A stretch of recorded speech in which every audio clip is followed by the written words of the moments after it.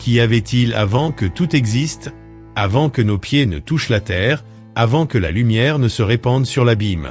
Qui habitait ce profond silence? Quand nous levons les yeux vers le ciel nocturne, nous contemplons l'immensité de l'inconnu. Et, tout comme l'étendue de l'espace, les pages de la Bible nous murmurent des mystères, des paroles anciennes qui semblent résonner dans notre cœur. Les Écritures contiennent des réponses, ou du moins les échos de réponses, aux questions qui défient notre esprit et enflamment notre âme. Que s'est-il passé avant le commencement? Que signifie exister dans une éternité sans temps, dans un espace sans forme? La sagesse millénaire de la Bible nous appelle à plonger en profondeur, à sonder ce qui dépasse notre compréhension immédiate. Peu de gens le savent, mais les Écritures recèlent des vérités profondes, précieuses, cachées dans les anciens textes, attendant le moment où quelqu'un s'en approchera avec humilité et révérence. Aujourd'hui, cette vidéo est une invitation à regarder au-delà du visible, à explorer le début de toute chose et ce qui existait avant ce commencement. Dans Jean 17h24, Jésus nous a donné un aperçu de ce qui existait avant la création du monde. Il dit « Père, je veux que ceux que tu m'as donnés soient avec moi là où je suis, et qu'ils voient ma gloire, la gloire que tu m'as donnée, car tu m'as aimé avant la fondation du monde. » Ces mots, apparemment simples, contiennent en eux une porte vers un plus grand mystère. Jésus parle d'un amour partagé avant que le monde n'existe. Un amour éternel qui transcende le temps et l'espace, comme une flamme qui ne s'éteint jamais. Pouvons-nous l'imaginer? Un amour qui ne connaît ni début, ni fin. Une gloire partagée entre le Père et le Fils, si grande que l'univers lui-même pourrait à peine la contenir. Jésus, celui qui viendrait à être connu comme le Sauveur, était déjà là, enveloppé de gloire, encore invisible aux yeux du monde, mais connu et aimé du Père. Au long de ce voyage, nous allons explorer ce que Jésus a révélé au sujet de ces moments éternels, cette unité sacrée qui existait avant le premier lever du jour. Ce qu'il a révélé sur le commencement, sur ce que signifiait partager une gloire infinie, et sur le plan divin qui a toujours existé. Ce n'est pas simplement une investigation, c'est un chemin de retour au cœur de la création. Voici une invitation. Plongeons ensemble dans les eaux de l'éternité pour découvrir ce que la Bible nous dit sur le commencement de toute chose. Préparez-vous à questionner, à réfléchir et à sentir le poids du mystère qui nous enveloppe depuis l'éternité. Aujourd'hui, nous allons pénétrer les mystères de la création elle-même pour dévoiler ce que Jésus nous a révélé au sujet du début de toute chose et de la gloire éternelle partagée entre lui et le Père, avant le monde. Et maintenant, Père, glorifie-moi auprès de toi de la gloire que j'avais auprès de toi avant que le monde n'existe. Ces paroles de Jésus, rapportées dans Jean 17h5, nous transportent vers un lieu où la gloire divine précède le temps et l'espace.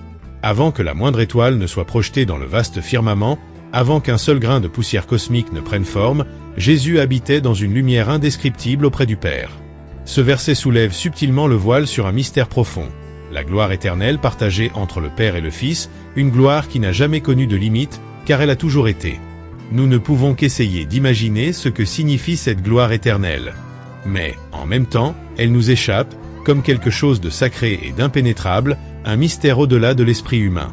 Au cœur de cette gloire, qui appartient à Jésus et au Père, repose un amour si vaste qu'aucun langage humain ne pourrait le définir. Cet amour et cette gloire sont éternels, sans début ni fin, comme une flamme parfaite et immuable. Et non seulement ils étaient partagés avant le monde, mais ils le sont pour l'éternité, nous invitant à pénétrer dans la profondeur de ce mystère. Lorsque Jésus parle de cette gloire d'avant le monde, il ne décrit pas seulement un état d'être. Il nous révèle quelque chose de fondamental sur sa propre essence et identité. Jésus n'était pas seulement un prophète ou un maître, il est la manifestation même de la gloire divine, l'incarnation de l'amour parfait de Dieu. Depuis l'éternité, il est le Verbe, comme le décrit Jean 1h1. Au commencement était le Verbe, et le Verbe était avec Dieu, et le Verbe était Dieu. Ces mots nous révèlent que bien avant de naître parmi nous, Jésus était déjà là, enveloppé de la gloire de Dieu, participant à l'essence même de la divinité. Dans Jean 17h24, Jésus approfondit cette révélation en exprimant un souhait. « Père, je veux que ceux que tu m'as donnés soient avec moi là où je suis, afin qu'ils contemplent ma gloire, la gloire que tu m'as donnée, parce que tu m'as aimé avant la création du monde. » Il ne s'agit pas d'une gloire égoïste ou distante, mais d'un amour partagé qu'il souhaite faire expérimenter à tous. Ce désir de Jésus transcende le temps et nous invite à contempler le mystère d'une gloire qu'il désire partager avec ceux qui croient en lui. Ce n'est pas une invitation superficielle, c'est une ouverture à l'éternité pour que nous participions à cette gloire. Mais que signifie cette gloire partagée? Depuis avant le temps, Dieu est éternel, immuable et auto-existant. Son essence est amour, un amour sans limite, parfait en tout. Dans une unité aussi profonde que puissante, Jésus et le Père partagent un lien qu'aucun être humain ne peut pleinement comprendre. Mais nous savons que cette relation dépasse l'entendement. Elle reflète une unité parfaite et divine que les hommes ont tenté d'exprimer au fil des siècles avec la doctrine de la Trinité. La Trinité, le mystère du Père, du Fils et du Saint-Esprit, est comme un rayon de lumière qui se divise en trois, et pourtant reste une lumière unique. Chaque personne de la Trinité est distincte et en même temps indivisible. Depuis l'éternité, cette danse sacrée d'amour et de puissance a existé, non pas comme une série d'événements, mais comme un état constant d'être. Il n'y a pas de commencement, car cela a toujours été. Il n'y a pas de fin, car cela sera toujours. Cet amour et cette gloire, qui sont au cœur de Dieu et de Jésus, sont l'essence de ce qu'il veut nous offrir. Le Père et le Fils ne se contentent pas de partager cette gloire comme une possession. Ils la manifestent comme un don, une ouverture vers la création, une promesse de communion éternelle. Faisant partie de sa nature, l'amour de Dieu cherche à inclure, à envelopper et à embrasser ceux qui ont été créés. Qu'y a-t-il de plus profond et de plus émouvant que de savoir que cette gloire n'est pas réservée à l'éternité passée, mais aussi à l'éternité future? En contemplant ce mystère, nous trouvons notre propre essence. Notre création n'est pas un simple hasard, elle est le fruit de cet amour éternel. Nous avons été créés, ainsi que toutes choses, pour refléter cette gloire. Et pourtant, cet appel va plus loin. Nous avons été appelés non seulement à observer cette gloire de loin, mais à en faire partie. Par Jésus, nous avons accès à ce mystère et pouvons nous approcher de Dieu, non pas comme des spectateurs, mais comme des participants de sa gloire éternelle. En comprenant cela, nous réalisons que l'existence de Jésus avant le monde n'est pas simplement une doctrine théologique. C'est une invitation personnelle et profonde. C'est comme si Dieu lui-même tendait les mains vers nous, nous invitant à entrer dans cette lumière, à expérimenter ce que Jésus a toujours été et sera toujours. On pourrait presque entendre l'écho de cet appel divin, comme si Jésus nous disait « Venez, contemplez ma gloire, la gloire qui a toujours existé et existera toujours, un amour qui transcende le temps. » En tant que disciples du Christ, nous sommes appelés à comprendre et à partager cette gloire. Elle n'est pas quelque chose de lointain et d'inaccessible. En Christ, elle devient une promesse vivante, un aperçu de ce que nous serons lorsque nous serons en sa présence. Dans cette gloire, il n'y a pas d'ombre ni de ténèbres, seulement la pure lumière d'un amour éternel. Cette compréhension nous conduit à une profonde révérence et à un désir de répondre à cet appel. Chacun d'eux nous est invité à partager la gloire que le Fils partage avec le Père. Et, un jour, selon la promesse de Jésus, nous pourrons être avec lui, voir sa gloire, et enfin, avant que les montagnes ne soient nées et que la terre et le monde n'aient été formés, d'éternité en éternité, tu es Dieu. Psaume 90, 2. En méditant sur l'éternité de Dieu, nous entrons dans un domaine où l'esprit humain atteint ses limites. Comment comprendre ce que signifie exister d'éternité en éternité? Ce verset nous présente un Dieu qui n'a jamais eu de commencement et qui n'aura jamais de fin, un être dont l'existence précède le concept même de temps. Avant qu'il y ait des secondes, des minutes, des heures ou des jours, il était déjà. Dieu ne se déplace pas dans le courant du temps, il est la source, le commencement, l'axe autour duquel tout tourne. La création du temps et de l'espace marque l'un des actes les plus mystérieux et sublimes de Dieu. Au moment où il décide de créer, le temps commence à couler, comme une rivière jaillissant de l'éternité. Les êtres humains vivent dans un monde où le temps définit tout, le début et la fin, hier, aujourd'hui et demain. Mais pour Dieu, le temps est simplement l'une de ses créations, un cadre qu'il a conçu pour contenir les événements de l'existence physique. Saint Augustin, l'un des grands penseurs de l'Église, a dit que le temps a été créé en même temps que le monde, car Dieu, étant éternel, n'en dépend pas. Avant qu'il n'y ait le moindre atome ou molécule, avant même que l'espace lui-même ne soit façonné, il n'y avait que Dieu. C'est le mystère de l'éternité. Dieu non seulement existe éternellement, il est l'éternité elle-même. Et en créant le temps, il établit l'ordre des jours et des nuits, un rythme qui nous guide. Mais pour lui, ce rythme est une partition qu'il a lui-même composée, la contemplant comme le compositeur observe son œuvre, en comprenant chaque note sans en être captif. La science moderne, en étudiant l'univers, suggère que tout ce que nous connaissons a eu un début. Le temps, l'espace, la matière, tout a commencé en un instant primordial. La physique elle-même semble indiquer qu'avant le commencement, il y avait une singularité, un état où les lois de la nature telles que nous les connaissons cessaient d'avoir un sens. Mais au-delà de cela, la Bible nous dit qu'avant toute création, il y avait quelque chose de plus grand, Dieu. Il est l'origine et la fin de toutes choses, l'alpha et l'oméga, et toutes choses existent parce qu'il a voulu qu'elles existent. Imaginez alors l'immensité de ce mystère. Dieu contemple le temps et l'espace comme on regarde quelque chose que l'on a créé, sans en être limité. Il n'est pas prisonnier de la ligne du temps comme nous le sommes, il voit le commencement et la fin avec la même clarté. Il n'y a aucune surprise pour Dieu, car il connaît chaque événement avant qu'il n'advienne. Et dans son éternité, il connaît déjà le destin de chacun de nous, ainsi que celui de l'univers qu'il a créé. Cette compréhension nous conduit à un lieu de révérence et d'humilité. Savoir que Dieu est éternel nous donne une nouvelle perspective sur notre propre existence. Notre vie est passagère, comme une fleur qui éclot le matin et se fane à la tombée de la nuit. Mais l'amour de Dieu, sa présence, ses promesses, tout cela est éternel.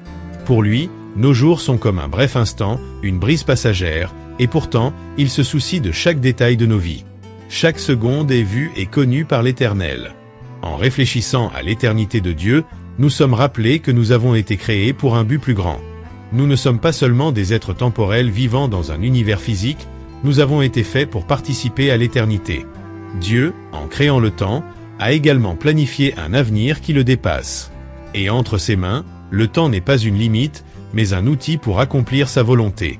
Notre vie, brève qu'elle soit, porte en elle l'étincelle de quelque chose d'éternel, quelque chose qui ne peut être pleinement compris qu'en étant en communion avec lui.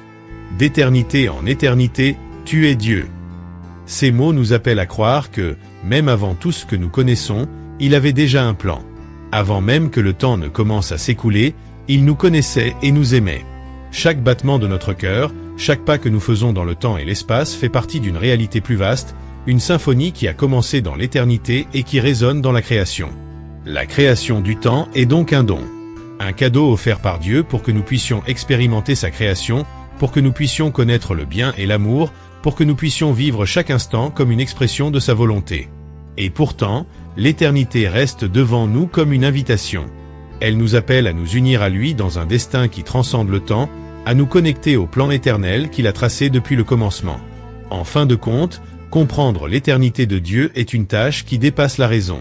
C'est quelque chose que seule la foi peut saisir, un mystère qui, en même temps, réconforte et défie. Car si Dieu est éternel et immuable, alors sa parole est éternelle et immuable. Sa promesse d'amour, de rédemption et de communion ne changera jamais, même lorsque les cieux et la terre passeront. Voilà l'espérance que nous portons, la certitude qu'à la fin de toute chose, le même Dieu qui nous connaissait avant le temps nous accueillera dans son éternité, où le temps n'existera plus. Puissions-nous alors contempler l'éternité avec révérence et nous abandonner à cette confiance en Dieu qui nous connaissait avant que le temps ne commence.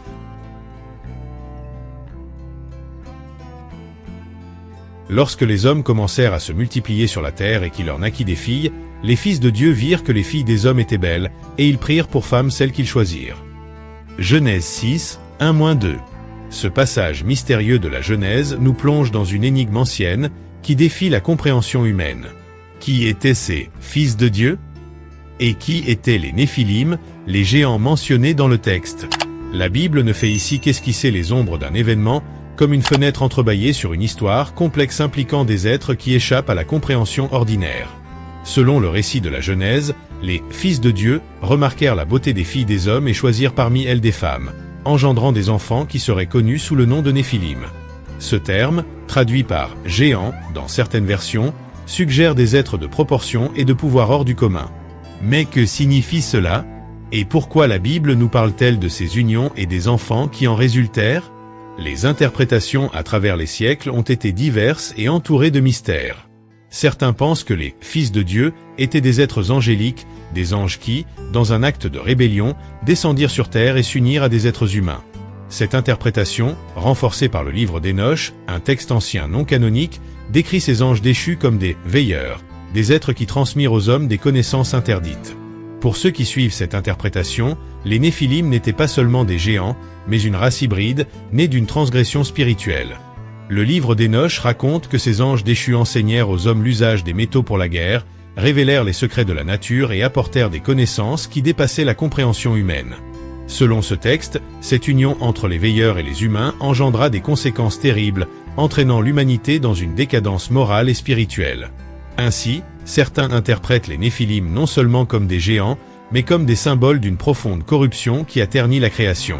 Une autre interprétation suggère que les « fils de Dieu » étaient les descendants de la lignée pieuse de Seth, le fils d'Adam. Pour ces chercheurs, l'expression « fils de Dieu » représente ceux qui cherchaient à vivre selon les enseignements divins. Dans cette vision, le mariage entre les descendants de Seth et les « filles des hommes », c'est-à-dire les descendants de Caïn, symboliserait la fusion de lignées spirituellement incompatibles, une union entre lumière et ténèbres qui aboutit à une génération marquée par la corruption. Mais quelle que soit l'interprétation adoptée, l'impact de ces événements est évident. Dieu, voyant l'augmentation de la violence et de la méchanceté sur la terre, décrète une limite à la durée de vie de l'homme. Il observe la déviation du but originel et la contamination de la création, et dans sa tristesse, décide d'agir. Ainsi, le récit se poursuit avec la préparation du déluge, une purification du monde, comme s'il était nécessaire d'effacer la trace de cette transgression pour que l'humanité puisse avoir une nouvelle chance de suivre le chemin de la lumière. Ce mystère entourant les « fils de Dieu » et les Néphilim nous amène à réfléchir à la profondeur du libre arbitre et des choix, même parmi les êtres spirituels. Dieu a doté ses créatures de liberté, mais cette liberté peut entraîner de graves conséquences lorsque le dessein divin est abandonné. Les anges, dotés de pouvoir et de connaissances, avaient également la capacité de choisir. Certains utilisèrent cette liberté pour servir Dieu. D'autres, comme ces veilleurs, choisirent de désobéir, créant une rupture irréparable entre le plan divin et leurs actions. Il est possible que l'histoire des Néphilim et des fils de Dieu nous enseigne les dangers de dépasser les limites établies par Dieu. Elle nous rappelle qu'il existe des connaissances et des pouvoirs qui n'ont pas été destinés à l'humanité, qu'il y a des frontières qui, une fois franchies, introduisent le déséquilibre. Les Néphilim, en tant que figures mi-humaines, mi-surnaturelles, représentent une rupture avec le plan originel de la création. Leur présence sur Terre reflète l'effet de choix qui violant l'harmonie divine, produisant des conséquences qui résonnent à travers les générations. À bien des égards, les Néphilim représentent les forces qui détournent l'humanité de sa véritable vocation spirituelle. Le monde actuel, parfois, ressemble à cette période de corruption décrite dans la Genèse, où le savoir est recherché à tout prix, où les frontières éthiques sont franchies, et où le respect du sacré semble s'affaiblir. L'histoire des Néphilim est un avertissement pour nous, un rappel que le pouvoir sans sagesse et la connaissance sans révérence mènent à la décadence. Ainsi, ces « fils de Dieu » et les Néphilim demeurent enveloppés d'un voile de mystère, comme des ombres dans le récit biblique. Mais en même temps, leur histoire nous offre une leçon profonde sur l'humilité et le respect des limites divines. En fin de compte, ce qui semble être un récit sombre et ancien devient une réflexion sur la nécessité de rechercher toujours la lumière, de vivre selon les principes établis par le Créateur. Puissions-nous alors apprendre de ce mystère, en nous rappelant qu'il y a un dessein sacré pour chaque connaissance et chaque pouvoir, et que la vérité. Comment es-tu tombé du ciel, ô Lucifer, fils de l'aurore? Comment as-tu été abattu à terre, toi qui affaiblissais les nations? Ésaïe 14h12. Dans l'immensité du monde spirituel, avant la création de l'homme, il y avait ordre et harmonie. Les anges, êtres de lumière et de splendeur, furent créés pour servir Dieu, l'adorant et accomplissant sa volonté dans une hiérarchie parfaite. Parmi eux se trouvait Lucifer, dont le nom signifie « porteur de lumière ». Doué de beauté et de sagesse, Lucifer occupait une position élevée, proche du trône de Dieu. Cependant, quelque chose changea dans son cœur, et il passa de porteur de lumière à symbole des ténèbres et de la rébellion. Dans Ézéchiel 28, 12-15, nous trouvons des descriptions évoquant la splendeur de Lucifer. Ainsi parle le Seigneur Dieu. Tu étais un modèle de perfection, plein de sagesse et de beauté parfaite. Tu étais en Éden, jardin de Dieu, toutes les pierres précieuses te couvraient. Mais le même texte nous avertit d'un changement. Tu étais intègre dans tes voies depuis le jour où tu fus créé, jusqu'à ce qu'on trouve l'iniquité en toi. La perfection fut rompue, et de l'innocence d'un ange naquit l'orgueil qui le mènerait à sa chute. La Bible nous dit peu sur le moment exact de la rébellion de Lucifer, mais ce qui nous est révélé suffit pour comprendre l'ampleur de cet événement. Lucifer, pris par le désir de devenir comme Dieu, laissa l'orgueil envahir son être. Dans Ésaïe 14, 13-14, nous lisons ses intentions. « Je monterai au ciel, j'élèverai mon trône au-dessus des étoiles de Dieu, je serai semblable au Très-Haut. » Ces paroles, chargées d'arrogance, résonnent comme une déclaration de guerre contre le Créateur, une soif de gloire qui dépassait son propre dessein. Ce qui suivit fut une rébellion spirituelle d'une ampleur que notre esprit peine à imaginer. Lucifer ne souhaitait pas seulement être l'égal de Dieu, il persuada aussi d'autres anges de se joindre à lui dans cette révolte. L'Apocalypse 12, 7-9 décrit une bataille, il y eut un combat dans le ciel. Michel et ses anges combattirent contre le dragon. Et il fut précipité, le grand dragon, le serpent ancien, appelé le diable et Satan, celui qui séduit le monde entier. Ainsi, Lucifer fut chassé des cieux, jeté sur la terre avec ceux qui l'avaient suivi, éloigné de la présence de Dieu et destiné aux ténèbres. Cette expulsion de Lucifer et de ses anges marque un point de rupture dans l'harmonie céleste. Le libre arbitre, un don permettant le choix, apporta également la possibilité de la désobéissance, même parmi les êtres les plus élevés.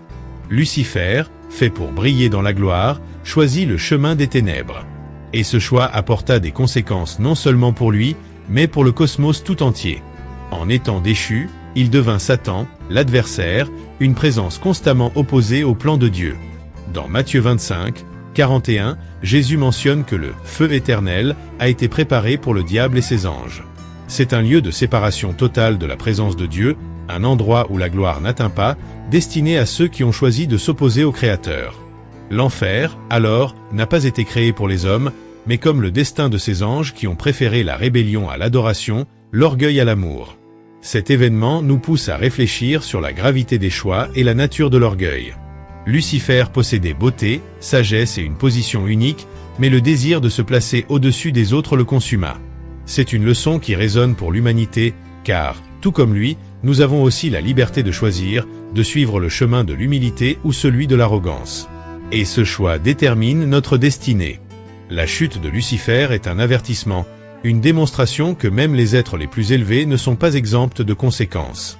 En contemplant la chute de Lucifer, nous sommes rappelés que la vraie gloire appartient uniquement à Dieu.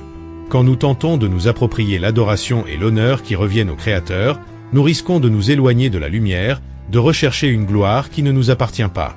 Ce désir de pouvoir et de statut est, en essence, une manière de nous détourner du dessein divin, de nous déconnecter de la source de toute vie et de toute bonté. Les anges déchus, en suivant Lucifer, firent également un choix. Ils décidèrent de rejeter l'harmonie qui leur avait été offerte et de suivre un chemin de ténèbres. Cette décision apporta des conséquences éternelles, un destin de séparation de la lumière de Dieu. Mais, au milieu de cette rébellion, nous voyons aussi la fidélité de ceux qui restèrent aux côtés du Créateur, menés par Michel. Ces anges fidèles nous montrent que la vraie force réside dans l'obéissance et l'humilité, dans la reconnaissance que le pouvoir appartient à Dieu. Ainsi, la chute de Lucifer est bien plus qu'un événement isolé. Elle nous révèle la lutte entre lumière et ténèbres, entre obéissance et orgueil. C'est une bataille qui continue encore aujourd'hui, une guerre spirituelle qui résonne dans nos propres cœurs. Nous sommes constamment appelés à choisir entre suivre la lumière ou nous laisser entraîner par l'arrogance et le désir de devenir comme des dieux. L'histoire de Lucifer est un miroir qui nous rappelle l'importance de l'humilité et de l'abandon à la volonté de Dieu. Puissions-nous alors apprendre de l'histoire de Lucifer, comprenant que la vraie gloire réside dans la reconnaissance de la grandeur de Dieu et dans la vie pour le glorifier, au lieu de chercher à nous exalter nous-mêmes. Ainsi, nous devenons véritablement libres de briller de la lumière qui nous a été donnée, une lumière qui n'est pas la nôtre, mais qui reflète la gloire du Créateur.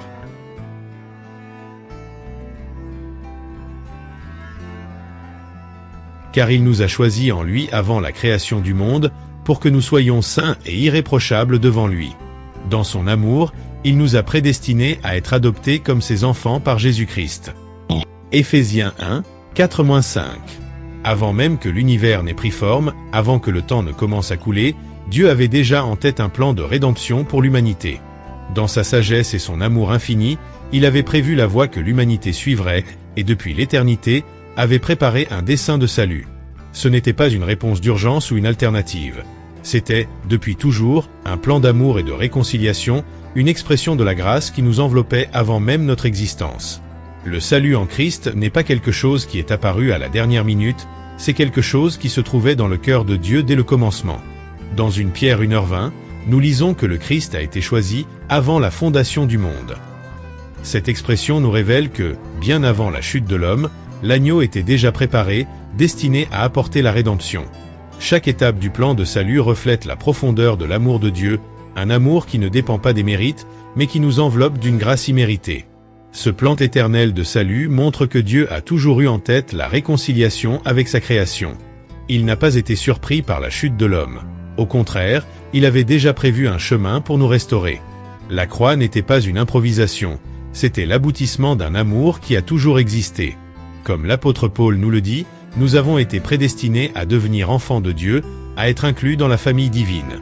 Nous avons été pensés depuis l'éternité, désirés et aimés par le Créateur, qui souhaitait restaurer en nous son image. En réfléchissant à ce plan éternel, nous prenons conscience de la profondeur de l'amour de Dieu. Nous sommes appelés à nous voir comme faisant partie d'une histoire plus grande, qui n'a pas commencé avec notre naissance et ne se termine pas avec notre mort. Dès le commencement, Dieu nous voyait déjà, il connaissait chacun de nos jours. Et dans sa miséricorde infinie, il souhaitait nous donner un héritage éternel, une espérance qui transcende les limites du temps. Dans Éphésiens 1, 11-12, Paul écrit « En lui, nous avons aussi été choisis, ayant été prédestinés selon le plan de celui qui accomplit tout selon le conseil de sa volonté, afin que nous, qui avons espéré les premiers en Christ, soyons à la louange de sa gloire. » Ce passage nous rappelle que notre vocation est de vivre pour la gloire de Dieu, une gloire qui reflète l'amour qui nous a été donné dès le commencement.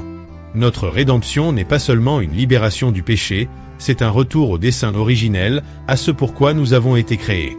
Depuis l'éternité, Dieu rêvait d'une humanité qui reflèterait sa bonté, d'une création qui vivrait en harmonie avec lui et avec les autres.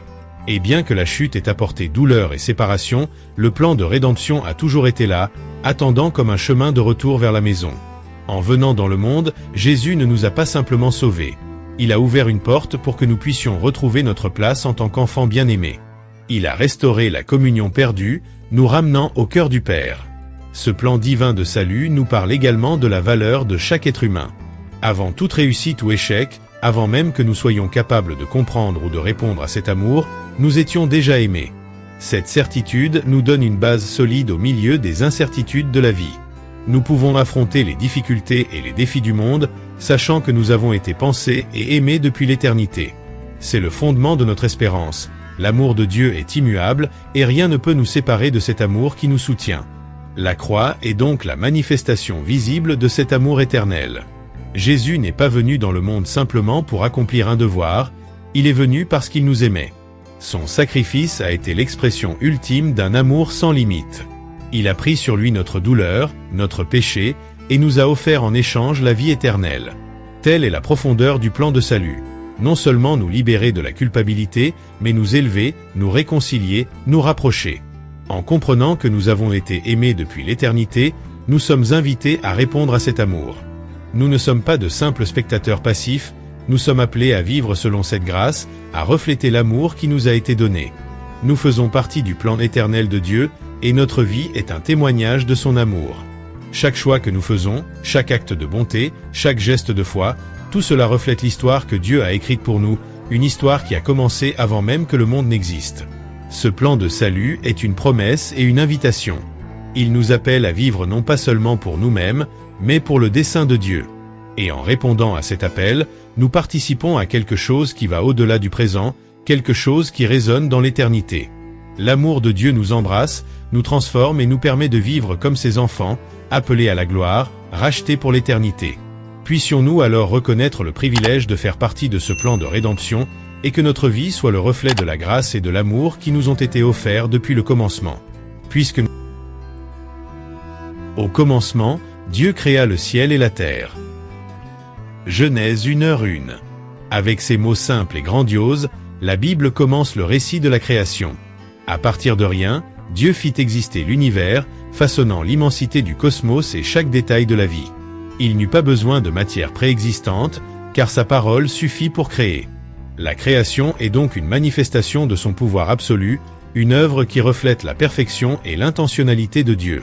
Chaque étoile, chaque plante, chaque être vivant a été créé avec un but, comme une expression de la pensée divine et de son désir de beauté et d'ordre.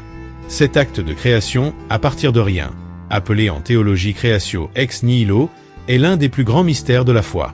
Seul Dieu possède le pouvoir de créer sans dépendre de rien d'externe, un pouvoir qui démontre sa souveraineté sur toute chose. Il est l'auteur de l'existence, et ainsi tout ce qui existe lui appartient.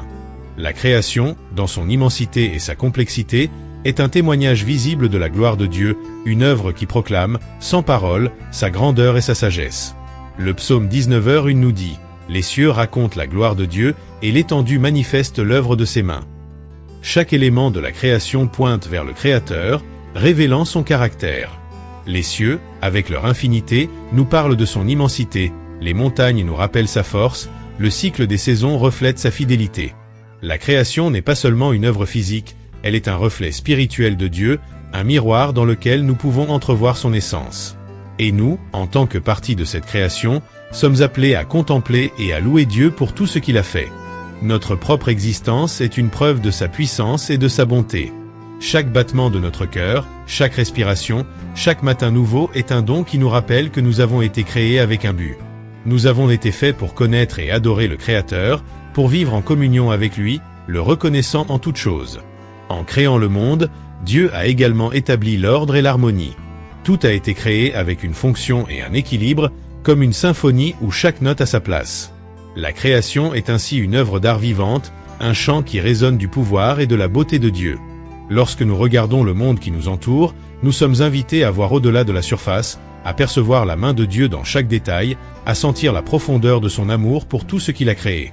Puissions-nous alors contempler la création avec révérence, en nous rappelant que chaque partie de celle-ci a été faite pour refléter la gloire de Dieu. Et en reconnaissant sa main dans tout ce qui existe, soyons inspirés à le louer. Puis je vis un nouveau ciel et une nouvelle terre, car le premier ciel et la première terre avaient disparu. Apocalypse 21h01. La vision de la gloire future est une promesse qui dépasse notre compréhension actuelle, un aperçu de ce que Dieu réserve pour la fin des temps. Dans le livre de l'Apocalypse, l'apôtre Jean est transporté dans une vision de l'avenir, où il contemple le renouvellement complet de la création. Il voit non seulement la rédemption de l'humanité, mais aussi la restauration de l'univers lui-même. Un nouveau ciel et une nouvelle terre sont révélés, libres de toute douleur et de toute corruption, un lieu où la présence de Dieu est constante et visible. Cette promesse d'un futur glorieux n'est pas seulement un rêve lointain, c'est une réalité qui approche. Dans Apocalypse 21h04, Jean décrit une scène où Dieu essuiera toutes larmes de leurs yeux. Il n'y aura plus de mort, ni de deuil, ni de cris, ni de douleur, car l'ordre ancien a disparu. Ces paroles sont un profond réconfort pour tous ceux qui souffrent dans ce monde. Elles nous rappellent que, bien que la vie présente soit marquée par des épreuves, il existe une promesse de renouvellement complet, où Dieu enlèvera toute ombre et toute tristesse. En se décrivant comme l'alpha et l'oméga, Jésus nous enseigne qu'il est le commencement et la fin, celui qui tient le destin de l'univers entre ses mains. Ce titre d'alpha et d'oméga ne confirme pas seulement son éternité, mais nous assure aussi qu'il est présent à chaque instant de l'histoire, depuis le début de la création jusqu'à son apogée finale. C'est lui qui apportera ce nouveau ciel et cette nouvelle terre, où la gloire de Dieu sera visible et pleine. Cette gloire future est aussi l'aboutissement du plan de rédemption que Dieu a établi depuis l'éternité. Dans Éphésiens 1h10, Paul parle du projet de réunir en Christ toutes choses, celles qui sont dans les cieux et celles qui sont sur la terre. Le nouveau ciel et la nouvelle terre sont l'accomplissement de cette promesse, où tout sera restauré et réconcilié en Christ. Ce ne sera pas seulement une reconstruction physique, mais une rénovation spirituelle complète, où le péché et la mort seront abolis et où la création sera entière et parfaite, comme au commencement. Jean décrit la nouvelle Jérusalem, la cité sainte descendant du ciel, comme une épouse parée pour son époux. Cette image est profondément symbolique, car elle représente l'union ultime entre Dieu et l'humanité, une relation qui a été restaurée par Christ. La nouvelle Jérusalem est le lieu où Dieu habitera avec son peuple, où il n'y aura plus de séparation. Le tabernacle de Dieu est avec les hommes, déclare Jean, montrant qu'au fond, le désir de Dieu a toujours été d'être proche de nous, en parfaite communion. Cette union finale entre Dieu et l'humanité nous rappelle que, dès le commencement, nous avons été créés pour vivre en sa présence. Notre parcours spirituel, avec toutes ses épreuves et ses joies, est un chemin qui nous prépare à cette rencontre définitive. À la fin des temps, toutes les promesses seront accomplies, et nous vivrons dans la lumière de la gloire divine, sans barrière ni limitation. La promesse de la nouvelle création nous invite à persévérer, à vivre dans l'espérance, sachant que notre destinée est de demeurer éternellement dans la présence du Créateur. Dans Apocalypse 22h05, Jean écrit que « Il n'y aura plus de nuit. Ils n'auront besoin ni de lampe ni de lumière du soleil, car le Seigneur Dieu les éclairera. » Cette vision d'une lumière qui ne s'éteint jamais, qui ne dépend d'aucune source extérieure, est une image de Dieu lui-même, dont la gloire est suffisante pour illuminer et soutenir la vie. Les ténèbres seront bannies, et la création entière vivra sous la lumière du Seigneur. En contemplant cette promesse, nous sommes appelés à réfléchir à ce que signifie vivre dans l'attente de cette gloire future. La certitude de la restauration finale nous inspire à vivre avec foi et détermination, en nous rappelant que notre souffrance est temporaire et que la gloire qui viendra est éternelle. La fin des temps n'est pas seulement le terme de l'histoire, mais le commencement d'une nouvelle ère où chaque douleur sera transformée, chaque larme consolée, et où nous vivrons en parfaite communion avec Dieu. Cet espoir, de savoir que nous serons transformés et que nous verrons la gloire de Dieu face à face, donne un sens à notre parcours. Nous sommes des pèlerins, traversant un monde imparfait, mais avançant vers une réalité qui est éternelle et immuable. La gloire future est la destination pour laquelle nous avons été appelés, et en elle nous trouvons l'accomplissement de toutes les promesses, le repos et la paix que nos âmes désirent. Puissions-nous alors vivre dans l'attente et dans l'espérance, en attendant le jour où nous verrons le nouveau ciel et la nouvelle terre. Puissions-nous aspirer à la gloire future, sachant qu'à la fin de toute chose, nous serons en présence de l'Alpha et de l'Oméga, celui qui est. Tout au long de ce voyage, nous avons réfléchi à des mystères profonds, entrevoyant ce qui se trouvait avant le commencement, avant qu'aucune étoile ne brille ou qu'aucune montagne n'apparaisse. Nous avons vu que, avant toute chose, il y avait une gloire éternelle partagée entre le Père et le Fils, une unité immuable qui dépasse l'entendement humain. Nous avons contemplé un Dieu éternel, qui existe hors du temps, et nous avons découvert le plan de rédemption qu'il a tracé depuis l'éternité, un plan qui nous incluait avant même notre existence. Nous avons exploré la création comme une œuvre vivante du pouvoir divin, chaque détail révélant la gloire et la sagesse du Créateur. Nous avons rappelé la chute de Lucifer et des anges, et nous avons réfléchi à la valeur des choix et au prix de la désobéissance. Nous avons médité sur la prière de Jésus, sur l'union qu'il partage avec le Père, et sur l'invitation qu'il nous lance à être un avec Dieu. Et maintenant, alors que nous concluons cette réflexion, nous sommes appelés à regarder vers l'avenir, vers la promesse d'un nouveau ciel et d'une nouvelle terre, où il n'y aura plus de larmes, de douleur ni de séparation. La gloire future n'est pas une vision lointaine, c'est une promesse sûre qui nous soutient. Notre destinée, en tant qu'enfants de Dieu, est d'être avec lui, vivant dans la plénitude de sa présence, où il n'y aura plus de nuit, car le Seigneur sera notre lumière pour toujours. Comme Jésus a été avec Dieu avant le commencement, que nous puissions être avec lui dans l'éternité. Tel est le désir de notre cœur. Que nous puissions nous rapprocher de Dieu, chercher à le connaître profondément et vivre en tant que partie de sa création, reflétant son amour et sa gloire. L'éternité nous appelle, et Dieu, qui nous a connus avant toute chose, nous attend avec amour. Aujourd'hui, en regardant vers ce qui est à venir, nous sommes invités à aligner nos vies sur ce dessein éternel. Que chacun de nous puisse vivre avec espérance, avec foi et avec amour, attendant le jour où nous serons face à face avec notre Créateur. Et pendant que nous attendons, que nous puissions vivre comme des témoins de cette promesse, comme des reflets de la gloire qu'il souhaite partager avec nous. Que Dieu nous guide à chaque pas, et qu'un jour, nous puissions nous retrouver dans la gloire éternelle, où tout mystère sera révélé et où